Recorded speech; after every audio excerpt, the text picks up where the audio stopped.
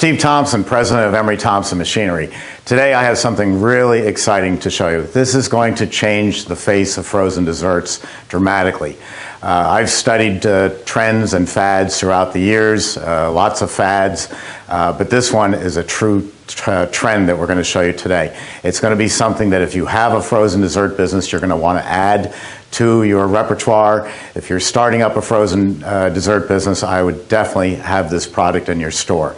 I'm part of the baby boomer age, and we were the largest buying group that ever came along in the history of mankind. And they tracked us for many years. What were we buying at age 16? What were we buying at 23? Today, my age group is buying retirement communities. There is a larger group than us baby boomers, and it's called the millennials. I know you've heard about it. You've heard all the jokes about them moving into your basement, and that's why I moved to Florida, because we don't have basements. But the fact is, they are the largest buying group ever to come along. They have a lot of disposable income, and they're very discerning. Where we might go out and buy 2 half-gallons of a commercial ice cream for $2.99 because it's on sale, they'll buy only a pint, and they might pay $10 or $12 for it because they want the very best quality that exists. And that's what we're going to show you today, is a dairy-free ice cream. Now that's kind of an oxymoron term because the government says if you want to call it ice cream, it has to have a minimum of 10% fat in it. But they're not going to haul you away for calling it dairy-free ice cream. And quite frankly, although the product is vegan, 100% vegan, which is fantastic, the term dairy-free ice cream, I think, just rolls off the tongue. So my guest today and I are going to be talking about this product, showing you how to make it. We're going to do a series of videos. And so let me turn it over, and from Mami's, welcome. Please introduce yourself. Thanks. Hi, I'm Nate from Mami's Gelato. Mami's. The name is confusing, so we'll get that out of the way. And thanks for the good introduction. That's pretty much sums up why I'm here today. Essentially, why we exist, why Mami's Gelato exists, and why our products exist is to do what Steve's talking about, which is to appeal to the growing demographic looking for dairy-free options in general, and specifically in the frozen dessert market. So our company produces mixes, like what I have right here, for what we call vegan or dairy-free gelato. Obviously, you can make it in a batch freezer and call it whatever you want, dairy-free ice cream, etc. But the product is going to be the same. And without getting too long-winded about it, I'll just say that essentially our goal is to make something that tastes just as good as real ice cream. It's a good product first, a great product first, and dairy-free second. So this is really for those of you out there who are owners and operators and want something that's going to stand out, be unique, and attract people to your shop in a way that maybe just a dairy-free sorbet option wouldn't. This is something that's going to be creamier, it's going to be tastier, and it's going to allow you to customize, do classic flavors like mint chip, coffee, cookies and cream, and really just stand out, get some buzz going. So with that being said, I'll turn it back over to Steve here. So not just, you called it gelato, which in my mind is tiramisu, fruit tabasco, sure, hazelnut. You're also talking American ice creams like Cookie Monster, Moose Tracks, oh, yeah, salted caramel. You know, salted caramel now is the #2 selling flavor in America. Yeah. It used to be vanilla, chocolate, strawberry. Now it's vanilla, salted caramel, chocolate, strawberry. So the flavors do change, but you're still able to, with this product, produce all the same American flavors that we've always known and loved, only it's dairy-free. That's right, that's right. So just to get into a little more of the details, what we produce are the bases. So it's a dry powdered mix. We have a white base, which is the coconut. They're both coconut based, a white base and a chocolate base. And we have some recipes available.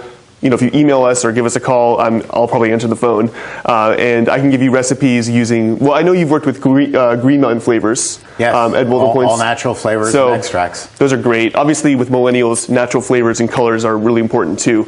So we'll work with his flavors. A lot of people don't realize that Oreos are vegan. So cookies and cream, you're good to go. Just get Oreos off the shelf.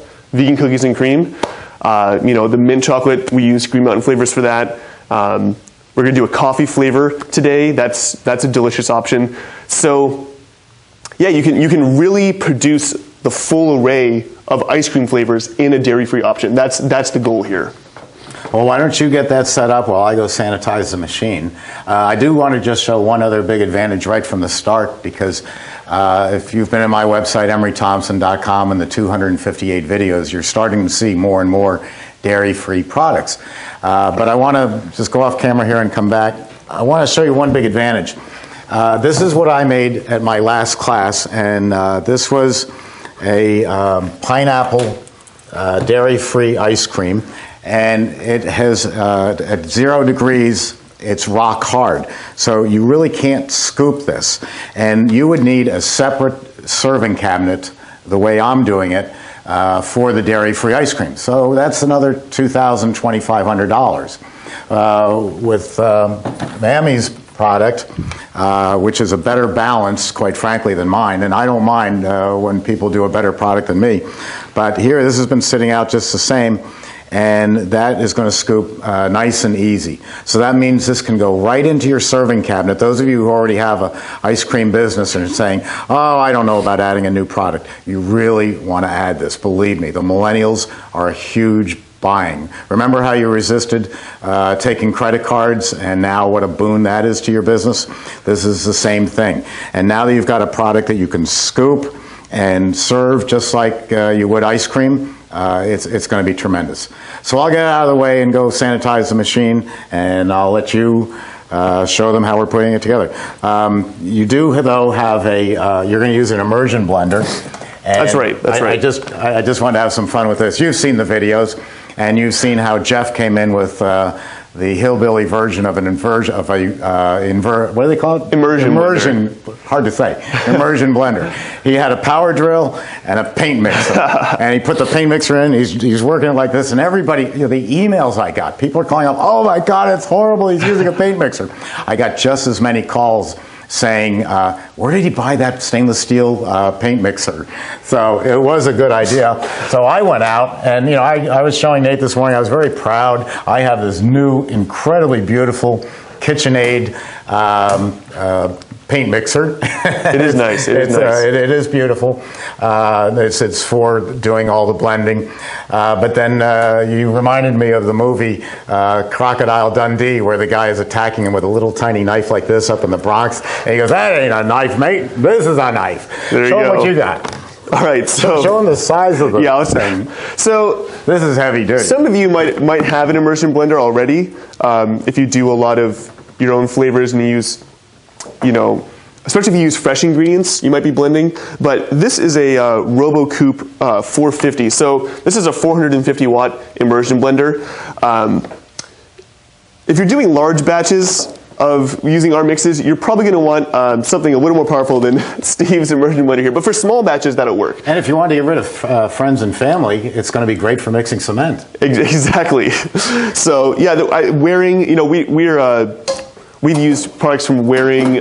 Burr Mixer makes a great product. So this is I just happen to have this RoboCoupe. But yeah, 450 watts is usually they have a 750 is 750, 450, and 450 will do it. You can mix 5 gallons of ice cream, no problem.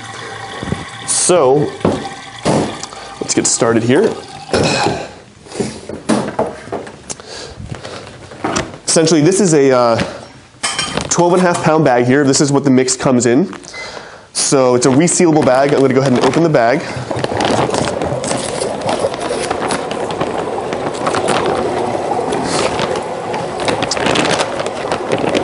All right. And you ship this everywhere? Yes, we ship this throughout the continental US. We ship it in 50-pound cases, so it'll be 4 of these bags right here. So that's not a big minimum order. No. 4 bags is nothing. You could go through that in a week and a half. Yeah, and a bit in the summer easily. It's going to be, you're going to get about 4.5 gallons of liquid total from this bag. We're not going to make 4.5 gallons today for the demo here. But you can make it all at once, or right here there's a recipe to make 1 gallon at a time. I'm actually going to modify that today and make a 6-quart recipe. And like I said, we have recipes available that are for 2.5 gallon batches, 1 gallon batches. So we pride ourselves on kind of being consultative when it comes to helping out with recipes. So anyway, there's the mix right there. I've already figured out the recipes that I'm going to use today.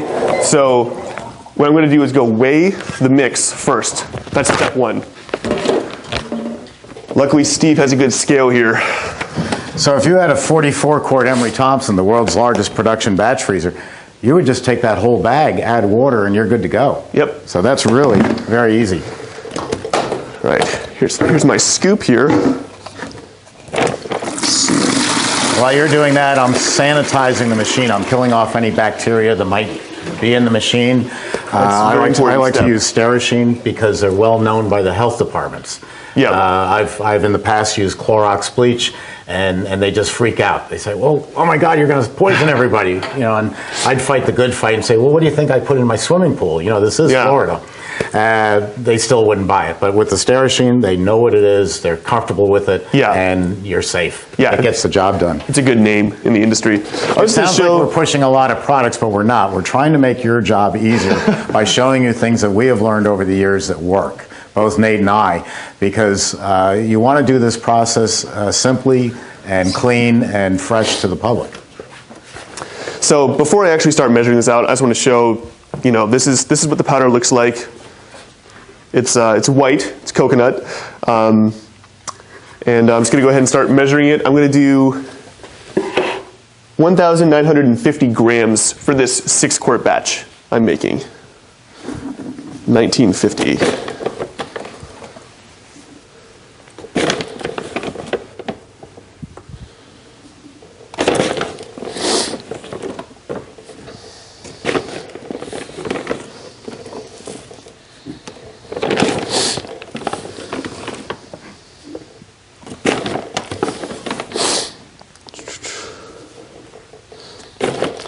And we won't get into any debates about the metric system today. Steve and I were talking about that a little bit. I like to work in metric, but we have recipes in English units as well. Thank goodness. I failed metric back in high school. Well, if you want some study help, my cell phone will be on. Thanks. All right, 19. There's a little bit of wiggle room here. It doesn't have to be exact, but I'm a little bit OCD about it. So, okay, so there's our 1.9 kilograms of mix. Now we just need, let's see here, 4 liters of water. So that's easy. 4 liters.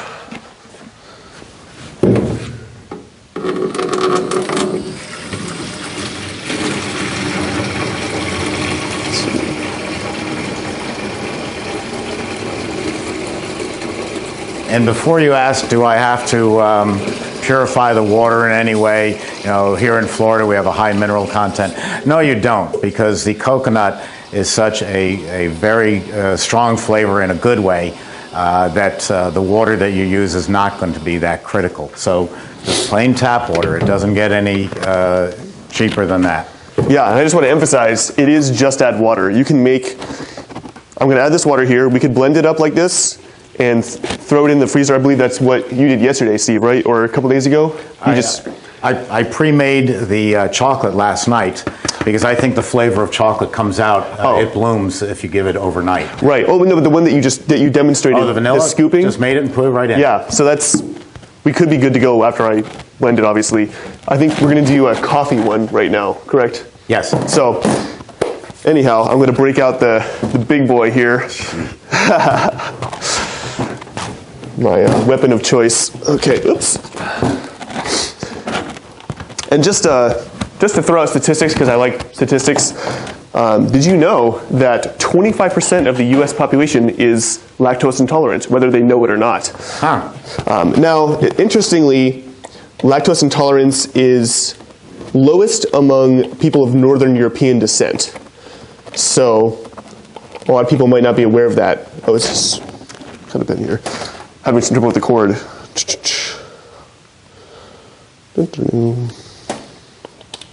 Okay, there we go. So lactose intolerance is lowest among Europeans, although a lot of people of European descent are lactose intolerant, but it's much higher in Asian populations, people of African descent, basically the rest of the world, except for Europeans, about 75%, I think 75% of Asians is the statistic. So basically a lot of people are lactose intolerant. A lot of people don't know it, but they might say, hey, I had this dairy-free ice cream and my stomach feels a little bit better than it normally would. But they're mainly buying it because it tastes so good. That's the idea, yeah. With coconut, I mean, coconut is such a big trend right now that people are seeking out the coconut, anything coconut-based. Even if they eat dairy, even if they just had a cheeseburger, they want someone to wash it down. Oh, I want some coconut ice cream, you know? So, all right, here we go. This might get loud.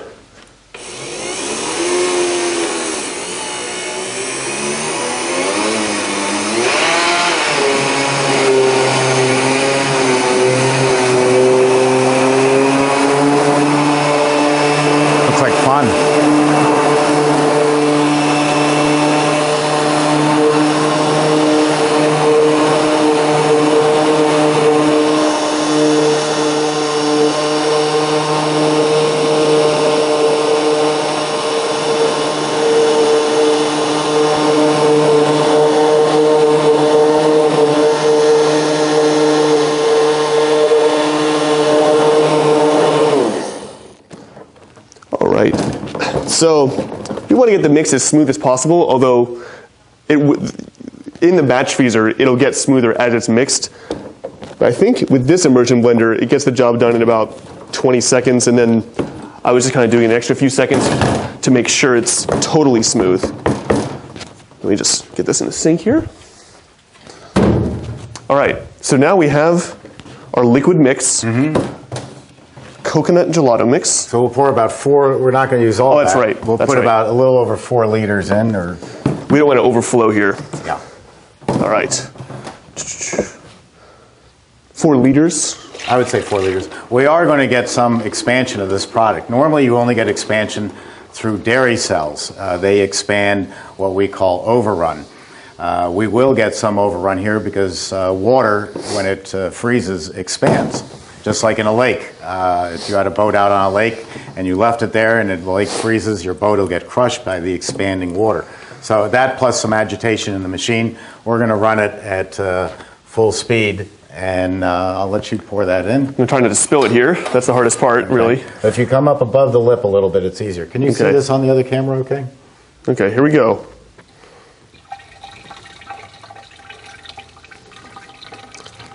And I'll just mention, the reason that we blend it with the immersion blender is because the coconut, we actually use real coconut milk to make this product.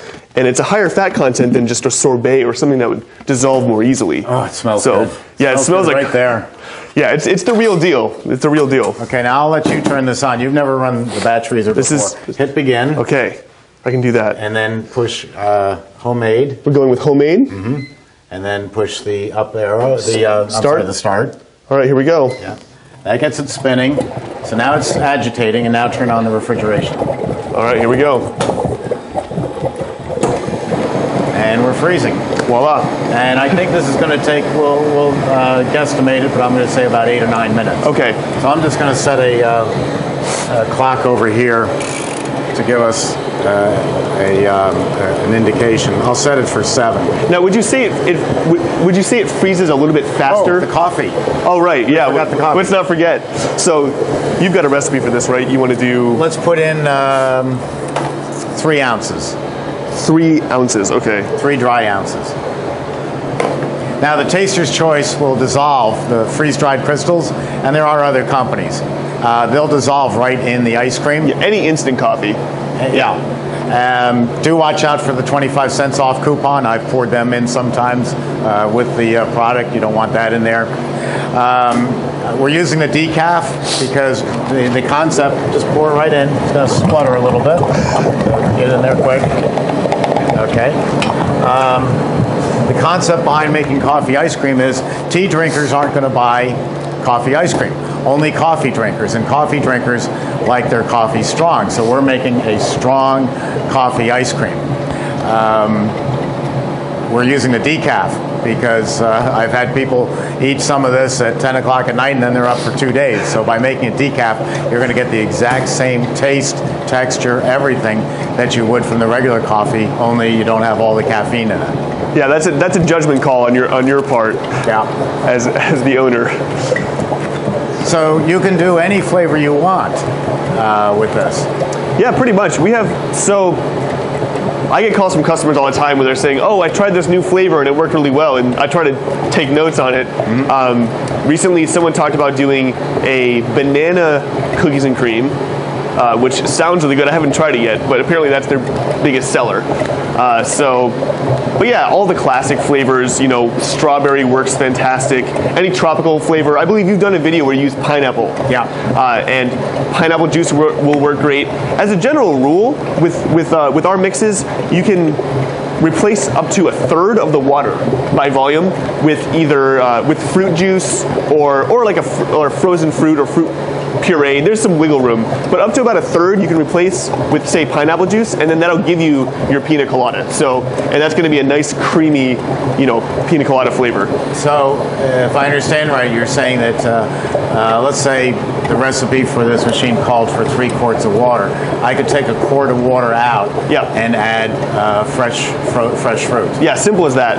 Okay. And like I said, there's some wiggle room. So if you had 3.2 quarts or 3 quarts in a cup and then a little less water, it'll work out. That's a good guideline. Okay. And then obviously you can add flavors to boost it. You're going to probably want to boost the fruit flavor a little bit. Pineapple is a pretty strong flavor. Pineapple works well. Let me see if I have some of the flavors that we use. Green Mountain, yes. Just to give you an idea how things have changed. When I was first making ice cream a long time ago, we used red dye number 40, yellow 17, green 6. We used extracts that were pure chemicals, and this is how we made what we called Italian ice. The market changed, the world changed. People are much more health conscious now than they used to be. And there's a company called Green Mountain Flavors. Now, they're not in Vermont. Don't go looking for them there. They're in Oswego, Illinois.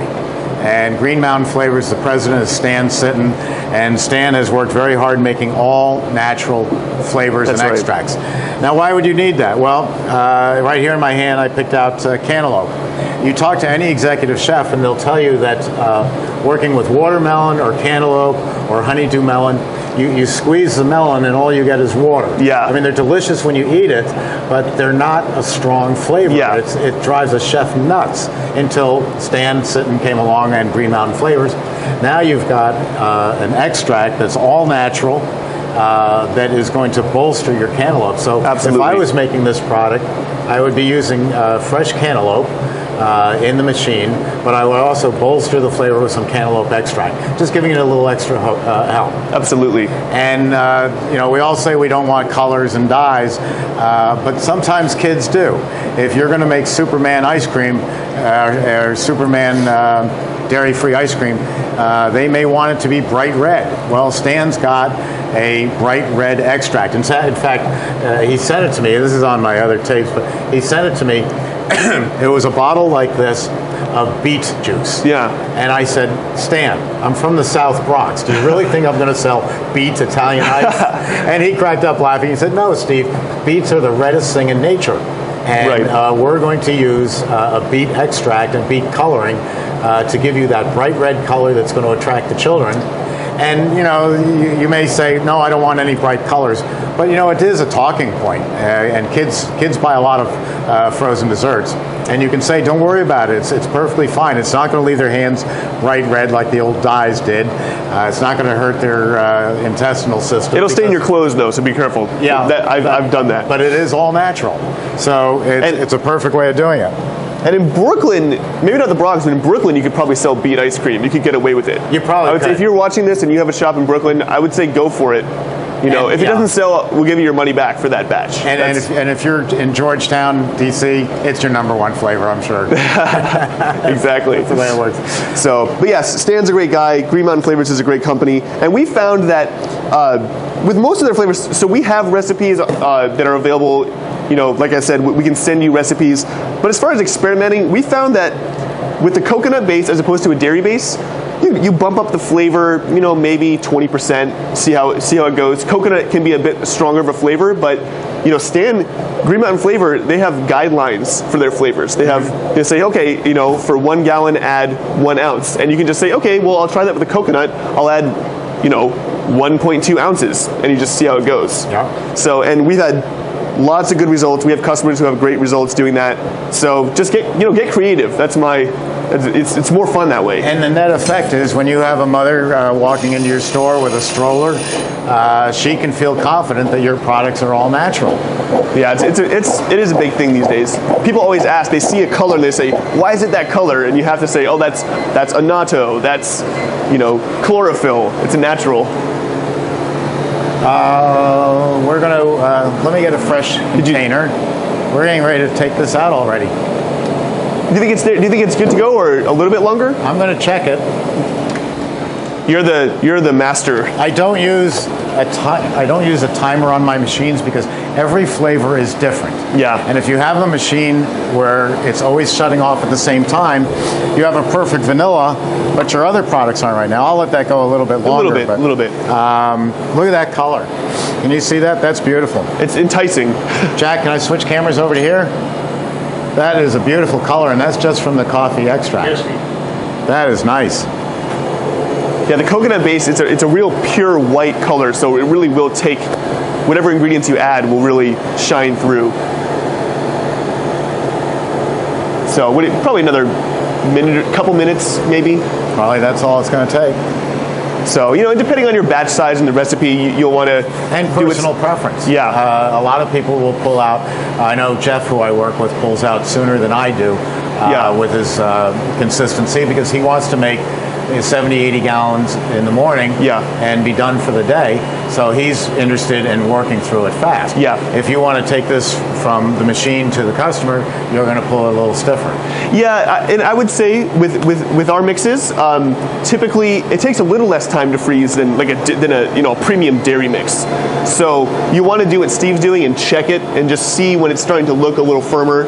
You'll want to extract it. Yeah. You don't want to overbeat it, is what I'm saying. You want it to still be smooth when you're extracting it. Dairy cow mixes are shorter because they're really low in sugar and high in fat. Yeah. This product is a little higher in sugar with no fat. So well, actually, it does contain fat. That might be not dairy fat. Not dairy fat. Yeah. It is an important difference, especially with overrun, which you addressed a little bit. Okay. Just about there. Yeah. Again, the consistency is up to you. You can pull it at any level that you like. I'm going to need a spatula. Oh, here you go. Thanks. Now, I kept my sanitary water over here in a bucket, so that anything that's going to come in contact with the ice cream, I can just run it in there, and I'm ready to go. All right. My health is safe. That's good to know. Okay, I'm going to turn this refrigeration off. And we'll just wait till the compressor turns off. And here we go. All right. Looking pretty good? Yeah.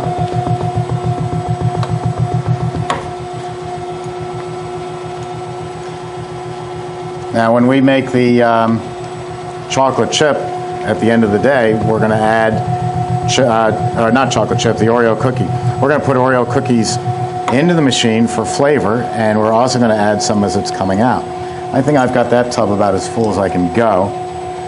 So let me put that over here. So we got some decent overrun there, it looks like. Yeah, and let me get another container. And you can see, so as far as, you know, you get this mix, you make it in your shop, you can market it however you want. You can call it dairy-free ice cream, but I will say we do call it dairy-free gelato, and part of the reason is that the mix is based on a traditional gelato mix, and it will hold its shape pretty well. So if you have a display case, a gelato display case, you can be confident that it'll stay in whatever kind of design you want to make. Obviously, with a tub, it's less important what it actually looks like on the surface. Now, we're not doing all this work just for fun, so let's try it. All right. Let's see if we got the coffee right. Okay, that's nice and soft. That's good. I could have gone another ounce with the coffee. You like your strong flavors. What did we put in there? We said 3 ounces. So if you're making a recipe to this CB-350 batch, add 4 ounces. Per gallon? That was about a 1 gallon, 4 liters. Yes, yeah, and that will be perfect. This is what you do. You do experiment in your home kitchen, to come up with just your personal taste. You may not like coffee as strong as me. You might like it more strong. Whatever you do, don't do what I do. Write it down on a 3x5 card, because if you make 3 or 4 batches of this and you hit the one that you like, you're starting to go, oh my gosh, which one formula did I do? Which one did I like? Write them down and just say this was batch number 1. Or a spreadsheet even. That's spreadsheet. Well, see, we're getting into modern times now. Spreadsheet's a hell of a lot better idea. So this is our coffee, and we're going to come back and we're going to make a, what are you calling the chocolate? We're going to do a German chocolate. So it'll be chocolate with coconut flakes mixed into it. Sounds great. So we'll be right back on the next tape. Thanks a lot. Thank you.